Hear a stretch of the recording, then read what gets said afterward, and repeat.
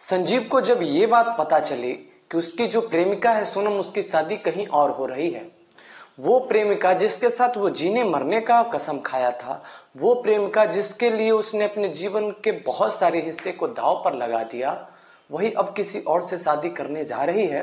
तो वो अपने जान का परवाह किए बगैर सोनम के घर पे पहुंच जाता है और सोनम के घर वाले के सामने ही सोनम को बुलाकर बहुत बुरी बुरी बातें कहता है कि तुम बेवफा हो, तुम धोखेबाज हो। सोनम के घर पे एक बहुत बड़ा बखेड़ा खड़ा हो जाता है संजीव के वहां पहुंचने पर। उसके बाद सोनम के जो घर वाले होते हैं इस संजीव को कहते हैं कि तुम यहां से चले जाओ। फिर वो लड़का संजीव कहता है कि मैं चला जाऊंगा अगर सोनम अपने मुंह से मुझे जाने के लिए कह दे।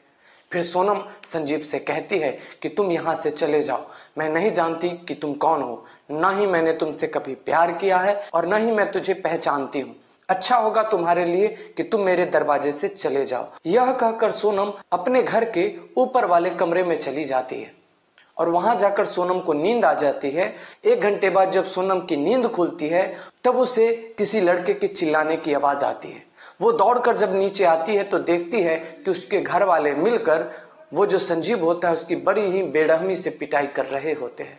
ये देखना था कि सोनम अपने घर वालों के ऊपर चिल्ला पड़ती है और फिर अपने घर वालों के सामने जो सोनम कहती है, जो करती है, ये देखकर, ये सुनकर सारे लोग हक्के बक्के रह जाते हैं।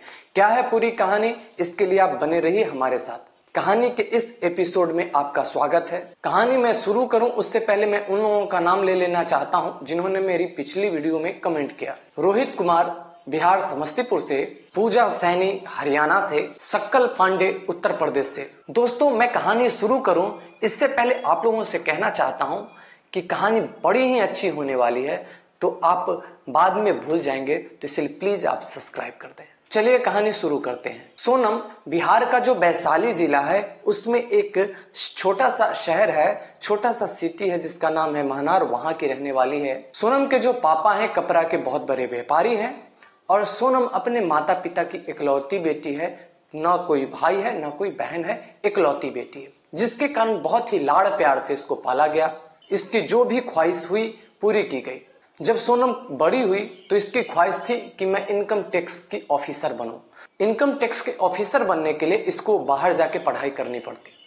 वैसे इसका सपना था कि मैं दिल्ली जाकर इसकी पढ़ाई करूं, लेकिन चूंकि ये अपने माँ बाप की इकलौती लाडली बेटी थी तो इसीलिए माँ बाप उसको अपने से ज्यादा दूर भेजना नहीं चाहते थे। इसीलिए पढ़ाई के लिए पटना शहर को चुना गया और पटना में ही सोनम के लिए पढ़ाई की व्यवस्था की गई। सोनम के पास पैसे की कोई कमी थी नहीं। सोनम जब पटना पहुंची, गई तो थी पढ़ने के लिए, लेकिन वहां जाने के बाद सोनम की दोस्ती गलत तरीके की लड़कियों से हो जाती है। फिर ये दोस्ती बढ़ते बढ़ते लड़कों तक पहुंच जाती है और इसके ग्रुप में बहुत सारे लड़के और लड़कियां हो जाती है। वो जितने लड़के और लड़कियां थे सभी नशेरी थे, नशा करने वाले थे और उसका प्रभाव ये हुआ कि सोनम भी नशा की आदी हो गई, नशेरी हो गई। अब आलम ये था, हालत सोनम की ऐसी हो गई थी कि उसका पढ़ाई की तरफ कोई ध्यान था ही नहीं। अब तो वो पटना में सिर्फ अय्याशी के लिए रह रही थी। लड़कियों के साथ, लड़कों के साथ रात में निकल जाती थी, रातों में टहल रही है, कभी बार में जा रही है, कभी डांस क्लब में जा रही है, कभी कहीं जा रही है, कभी कहीं जा रही है। और इस तरीके से उसका जो दिन था बीत रहा था। पढ़ाई के तरफ तो अब उसका कोई लेना देना था नहीं। ये बात जब उसके माता पिता को पता चली तो बड़े दुखी हुए। वो सोनम को समझाने की कोशिश करते हैं, लेकिन सोनम इस बात को समझने वाली कहाँ थी। चूंकि वो लाडली थी इसीलिए उसके ऊपर कोई ज्यादा प्रेशर भी नहीं कर पाते थे मम्मी पापा। फिर एक दिन होता यह है कि सोनम अपने सारे ग्रुप के साथ जाती है पार्टी करने, पार्टी में नशा करती है और नशा करके जब वापस आ रही होती है उसी समय रास्ते में उसका एक्सीडेंट हो जाता है। सोनम वहीं पर गिर जाती है, उठ नहीं पाती। कुछ दूरी पर एक रिक्शा वाला, वो उस समय लगभग 12-1 रात बज रहे होंगे, तो कुछ दूरी पर एक रिक्शा वाला, पूरा सुनसान रात था लेकिन एक रिक्शा वाला जा रहा था। जब उसने देखा कि एक्सीडेंट हो गया, क्योंकि उसके आंखों के सामने हुआ था और वो लड़की अब तक गिरी हुई है, वो तो दौड़कर लड़की के पास जाता है और लड़की को जब उठाने की कोशिश करता है तो देखता है कि लड़की के सर से बहुत सारा खून बह चुका होता है। वो जो ही उसको उठाने की कोशिश करता है तो लड़की कहती है कि प्लीज मुझे हॉस्पिटल पहुंचा दो, मैं माँ बाप की इकलौती बेटी हूँ, प्लीज मुझे बचा लो। और कह के वो बेहोश हो जाती है, फिर गिर जाती है। ये देखकर संजीव घबरा जाता है और उसको लगता है कि अगर मैं इसको ले जाऊंगा, मैं इसको हॉस्पिटल ले जाऊंगा और मर गई तो पुलिस वाले मुझे न कहीं फंसा दे। तो वो सोनम को वहीं पर छोड़कर और रिक्शा लेकर चल देता है। लेकिन जब भी वो आगे जाता है तो फिर उसके मन में वही बात घूमने लगता है जिसमें वो कहती है कि मुझे हॉस्पिटल पहुंचा दो, प्लीज मुझे हॉस्पिटल पहुंचा दो। फिर वो सोचता है चलो जो भी होगा देखा जाएगा, पहले इसको मैं हॉस्पिटल पहुंचा देता हूं। वो आता है, रिक्शा पर उस लड़के को बिठाता है और बिठाकर उस लड़की को हॉस्पिटल पीएमसीएच का जो इमरजेंसी वार्ड है वहां लेके भर्ती कराता है और लड़की के पास से उसे मोबाइल मिलता है और पर्स मिलता है। मोबाइल टूटकर चकनाचूर हो चुका था, किसी काम का था नहीं, लेकिन पर्स में कई सारे नंबर थे, कुछ पैसे थे। उस नंबर पर वो संपर्क करने की कोशिश करता है, रिंग तो जाता है लेकिन सामने से कोई कॉल उठाता नहीं, रिसीव नहीं करता है। अब ये परेशान होता है, बहुत ज्यादा परेशान होता है। इधर डॉक्टर जो जो दवाई मंगाते थे, चूंकि उस पर्स में जो पैसे बचे थे उस पैसे से ये दवाई ला ला के डॉक्टर तक पहुंचाता था। लेकिन फिर डॉक्टर एक बात कहता है कि इस लड़की के शरीर से बहुत ज्यादा खून निकल चुका है और इसको अभी तत्काल खून की जरूरत होगी। अब संजीव के सामने समस्या खड़ी हो गई। समस्या ये खड़ी हो गई कि न तो मैं इस लड़की को जानता हूं, न लड़की के घर वाले कोई रिश्तेदार कॉल उठा रहे हैं, और इसको खून की जरूरत है। ये खून कौन देगा, कैसे उपलब्ध कराया जाए। परेशान होता है। फिर अंतिम में वो निर्णय लेता है कि चलो आज मैं ही खून दे देता हूं, और वो जाके अपना खून ब्लड बैंक में डोनेट करता है और वहां से जो खून सोनम को चाहिए था लाके और डॉक्टर को देता है, वो सोनम को चढ़ाई जाती है। सोनम अब भी बेहोशी होती है और किसी तरीके से रात गुजर जाती है। और इधर संजीव बार बार वो जो नंबर होता है जो उसके पर्स में मिलता है उस पर कॉल लगाया जाता है। सुबह में जाकर कॉल को अटेंड किया जाता है, तब ये बताता है कि ऐसा ऐसा हुआ। ये सुनना था कि सोनम के घर वाले बहुत जल्द ही पीएमसीएच पहुंच जाते हैं। जब सोनम के घर वाले पीएमसीएच पहुंच जाते हैं तो इसको बहुत आफियत मिलता है इस लड़के को, और वो वहां से, इसको लगता है कि मेरा जान अब छूट गया, और फिर वो वहां से चला जाता है।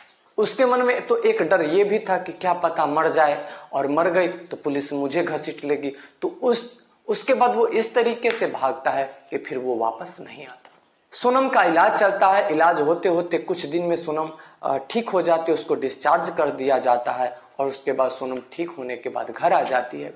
फिर 2-3 महीने के बाद सोनम जब पूरी तरीके से नॉर्मल हो जाती है तो फिर वो पढ़ाई करने चली जाती है पटना, और पटना जाके पढ़ाई फिर शुरू करती है। संयोग से एक दिन जब वो गुजर रही थी तो सामने से वो जो रिक्शा वाला लड़का था संजीव, वो देख लेता है। तो संजीव कहता है कि आपकी तबीयत कैसी है। अब तक सोनम तो संजीव को पहचानती ही नहीं थी, क्योंकि उसने तो अपने होश में कभी संजीव को देखा ही नहीं।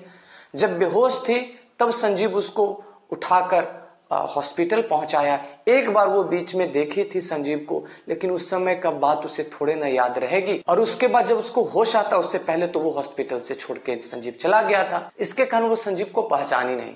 फिर संजीव उसको अपनी सारी बात बताता है कि उस रात में क्या क्या हुआ। वो बताता है कि किस तरीके से आपका एक्सीडेंट हुआ, किस तरीके से मैं आपको वहां ले गया, किस तरीके से आपको खून चढ़ाया गया। ये सब बात सुन सुन के संजीव के प्रति वो लड़की आकर्षित हो गई। संजीव के प्रति वो ये सोचने लगी कि एक अनजान के प्रति इसका ऐसा रवैया, और वो अपने अंदर से लगाव महसूस करने लगी संजीव के तरफ। और जब उसको ये लगा कि ये मेरे लिए इसने खून डोनेट किया, तो ये और भी ज्यादा उस पर प्रभाव कर गई ये बात। अब फिर ये सिलसिला शुरू हो गया। संजीव के मन में तो सोनम के लिए कुछ भी नहीं था, लेकिन ये सब बात सुन के सोनम के मन में संजीव के लिए बहुत इज्जत बढ़ गई। वो उसको बहुत इज्जत की नजरों से देखने लगी। उसको ये पता हो गया था कि अगर ये आदमी नहीं रहता तो मैं मर गई होती, आज मैं जिंदा नहीं होती। तो एक इज्जत की नजरों से उसे देख रही थी, और वो रोज दिन उससे मिलने की कोशिश करती। जब तक वो उससे मिलती नहीं तब तक सोनम को चैन नहीं आता, और धीरे धीरे लगाव हुआ। लगाव फिर सोनम के मन में उसके लिए प्रेम जग गया। स्वाभाविक सी बात है कि कोई एक नौजवान लड़का किसी एक नौजवान लड़की को बचा ले तो ज्यादा संभावना है कि उस लड़की का उस लड़के से प्रेम हो जाएगा। और वही हुआ सोनम के साथ। सोनम के मन में भी संजीव के लिए प्रेम पैदा हो गया। लेकिन उसको हिम्मत नहीं हो रही थी कि वो अपने मन की बात कहे। लेकिन एक दिन वो सोची अब जो भी होगा देखा जाएगा, और हिम्मत करके संजीव से अपने मन की बात कह दी। संजीव से कहा कि मैं आपसे प्यार करने लगी हूं, जब तक मैं आपको देखती नहीं तब तक मुझे चैन नहीं आता, जब तक मैं आपसे मिल नहीं लेती तब तक मेरा दिल नहीं लगता कहीं। फिर संजीव उसको समझाता है कि देखिए, मैं एक रिक्शा चलाने वाला लड़का हूं, रिक्शा चलाता हूं तब जाके पैसा मैं अपने घर पे भेज पाता हूं, जिससे कि मेरे घर पे मम्मी पापा जो है उनको भोजन मिल पाता है।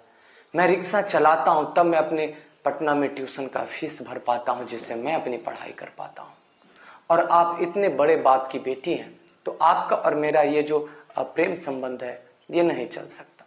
सोनम ने किसी तरीके से संजीव को मना लिया। वैसे सोनम ने देखने में बहुत सुंदर लड़की थी, स्मार्ट थी, गोरी थी। संजीव भी अपने तरफ से इजहार कर दिया धीरे धीरे, और फिर धीरे धीरे मिलने लगे। जो सोनम को नशा की आदत लग गई थी वो तो बीच में छूट ही गई थी एक्सीडेंट के बाद, लेकिन जो बची खुची आदत थी वो सारी की सारी आदत संजीव ने छुड़वा दी अपने प्यार का वास्ता दे देकर। जो जो उसमें कमी थी संजीव ने उन सारे चीजों पर काम किया और उन सारे चीजों को ठीक किया। अब सोनम न तो नशा करती थी और न ही क्लबों में जाती थी। उसका एकदम सिर्फ दो ही जगह उसका ध्यान होता था, एक संजीव के तरफ और दूसरा अपने पढ़ाई के तरफ। सोनम की पढ़ाई और सोनम के स्वभाव में इतना बदलाव देकर सोनम के जो माता पिता थे बड़े खुश हो रहे थे कि मेरी बेटी ने तो कमाल कर दिया, उसके स्वभाव में इतना बदलाव आ गया। फिर होता है कि एग्जाम आता है और उस एग्जाम में सोनम निकल जाती है। सोनम एग्जाम पास कर जाती है। सोनम एग्जाम पास करती है और इनकम टैक्स ऑफिसर के रूप में इसकी नियुक्ति हो जाती है। और संजीव भी पढ़ाई ही कर रहा था, लेकिन ये जिस चीज की तैयारी कर रहा था उस चीज में इसको जॉब नहीं लग रही थी, ये एग्जाम नहीं पास कर रहा था, तो जिसके कारण अब भी ये वैसा का वैसा ही था। लेकिन वो इनकम टैक्स ऑफिसर बन गई थी। जब वो इनकम टैक्स ऑफिसर बनी तो उसके माता पिता उसके शादी के बारे में सोचने लगे। जब अपने शादी की बात की चर्चा जब वो सुनी तो अपने माता पिता से बताई कि देखिए, मेरी शादी की बात अलग ना की जाए, चर्चा ना की जाए। वैसे सोनम को पहले से ही ये इस बात पे भरोसा था कि मैं अपने माँ बाप की बड़ी लाडली हूँ, मेरे माँ बाप मेरे किसी भी बात को काटते नहीं, मैं जो कहूंगी वो मानेंगे। और दूसरी बात, जब मुझे जॉब लग जाएगी तो मैं जो कहूंगी और आसानी से मान जाएंगे। तो इसीलिए वो और मेहनत करके जॉब कर ली थी और उसका मकसद यही था कि जॉब लगने के बाद मैं बताऊंगी कि मैं किसी और से शादी नहीं करूंगी, मैं संजीव से शादी करूंगी। तो जब उसकी शादी की चर्चा उसके घर में चलने लगी तो उसने अपने माँ बाप से कहा कि मेरी शादी कहीं और करने की बात न की जाए, क्योंकि मैं एक लड़के से प्यार करती हूँ, मैं उसी से शादी करना चाहती हूँ। प्यार का नाम सुनना था कि उसके माता पिता के होश उड़ गए। उसके माता पिता ने पूछा कि लड़का कौन है, क्या करता है, किस जाति का है। तो ये लड़की सारी बात बताती है कि पढ़ाई करता है, पटना में रहकर पढ़ाई करता है और रिक्शा चलाता है। ये बात सुनना था कि सोनम के माता पिता आग बबूले हो जाते हैं और उसके जो पिताजी होते हैं उसको कहते हैं कि बताओ, मैंने तुमको इतने लाड़ प्यार से पाला, इसका सिला तुमने ये दिया, मुझे ये दिन दिखलाए तुमने। इतना नाम है मेरा, जब लोग जानेंगे कि मेरी बेटी एक रिक्शे वाले से प्यार करती है, मेरा दामाद एक रिक्शा वाला बनेगा, तो लोग मेरे नाम पर थू थू नहीं करेंगे क्या? इसके बारे में तुमने एक बार भी नहीं सोचा? फिर भी सोनम नहीं मान रही थी। तो अंत में जो सोनम के जो पापा होते हैं रिवॉल्वर निकालते हैं और सोनम को दे देते हैं और कहते हैं कि तेरी शादी अगर उससे करनी है तुझे, तो एक ही शर्त पर शादी हो सकती है, ये रिवॉल्वर ले और मुझे और अपनी माँ को गोली मार दे, फिर तुझे रोकने वाला कोई नहीं होगा और जा शादी कर ले। ये बात सुनना था कि सोनम एकदम शांत हो गई, रोने लगी और फिर अपने माँ बाप के बात को मान गई। फिर सोनम के लिए अलग लड़के ढूंढे गए और उसकी शादी तय कर दी गई। इधर सोनम ने संजीव को बताया कि हमारा तुम्हारा साथ बस इतना तक का ही था, और उसके बाद अपना नंबर चेंज कर लेती है, उससे सारा संपर्क खत्म कर लेती है। संजीव बहुत परेशान होता है, उससे बात करने की, उससे मिलने की कोशिश करता है लेकिन मिल नहीं पाता। तो वो सोनम के सहेली के माध्यम से संपर्क करता है और पता करता है कि कहां पर उसका घर है, और फिर ये इसके घर पर अपने जान की परवाह किए बगैर पहुंच जाता है। जब उसके घर पर पहुंचता है और चिल्लाने लगता है, सोनम को आवाज देने लगता है। सोनम का जो घर था वो 3 मंजिला घर था। सोनम जब आवाज सुनती है, जाना पहचाना आवाज सुनती है तो उतर कर नीचे आती है, नीचे आती है तो देखती है संजीव को। लड़की के माँ बाप ने अब तक इस लड़के को तो देखा नहीं था, क्योंकि हॉस्पिटल में भी जब माँ बाप आने वाले थे, हॉस्पिटल में जस्ट पहुंचते उससे पहले ये निकल गया था, तो जिसके कारण उसके माँ बाप भी इसको नहीं पहचान रहे थे। जब वो सोनम के घर पे जाके सोनम के नाम को लेकर चिल्ला रहा था, सोनम जब नीचे आई इस लड़के को जब देखी, फिर ये सोनम से कहने लगा कि तुम धोखेबाज हो, तुमने मेरी जिंदगी तबाह कर दी। मैं तो तुम्हें पहले ही कह रहा था, मैंने तो तुम्हें पहले ही समझाया था कि मैं गरीब हूं, तुम अमीर बाप की बेटी हो, तेरे और मेरे बीच में ये प्रेम नहीं हो सकता, लेकिन तुमने जबरदस्ती मुझसे प्रेम किया, मेरे मन में तुम अपने लिए प्रेम पैदा की, और जब मेरे अंदर प्रेम पैदा हो गया, जब मैं तुम्हारे बिना रह नहीं सकता, तो तुम खुशी खुशी अलग शादी करने को तैयार हो गई। तुम बहुत बड़ी बेवफा हो। बहुत बहुत सारी बातें कही और सोनम चुपचाप सुनती रही। ये बात सुन के वहां पर जो उसके माँ बाप थे और भी 2-3 लोग थे, वो समझ गए थे कि यही वो रिक्शा वाला लड़का है जिससे सोनम प्रेम करती है। तो सोनम के जो पिताजी होते हैं वो आके लड़का से कहते हैं, ए लड़का, तुम यहां से चुपचाप जाते हो या नहीं? तो संजीव चिल्ला के कहता है कि यही यहां से जाने की बात मैं सोनम के मुंह से सुनना चाहता हूं। सोनम अगर मुझे एक बार कह देती है चले जाओ, मैं यहां से चला जाऊंगा। सोनम कलेजा पर पत्थर रख कर कहती है कि हाँ, मैं तुमको नहीं पहचानती, कौन हो मैं नहीं जानती, और तुम आज के बाद कभी भी मेरे पीछे आने की कोशिश मत करना, तुम यही समझना कि मैंने तुम्हें धोखा दे दिया। और ये कहते हुए सोनम वहां से चली जाती है और ऊपर अपने कमरे में चली जाती है। सोनम अपने कमरे में चली जाती है और अपने कमरे में जाकर रोने लगती है और रोते रोते सो जाती है। लगभग 1 घंटे बाद जब सोनम की नींद खुलती है तो वो किसी के चीखने की आवाज सुनती है और किसी की पिटाई की आवाज सुनती है। उसके मन में एक अजीब सा अंदेशा होता है और वो जब दौड़ कर नीचे आती है तो देखती है कि संजीव के हाथ को बांधकर एक पाया में बांध दिया गया था और 3-4 लोग मिलके संजीव को पीट रहे थे। कोई लात से मार रहा था, कोई फैट मार रहा था, कोई तार जो होता है बिजली का उससे उसकी पिटाई कर रहा था।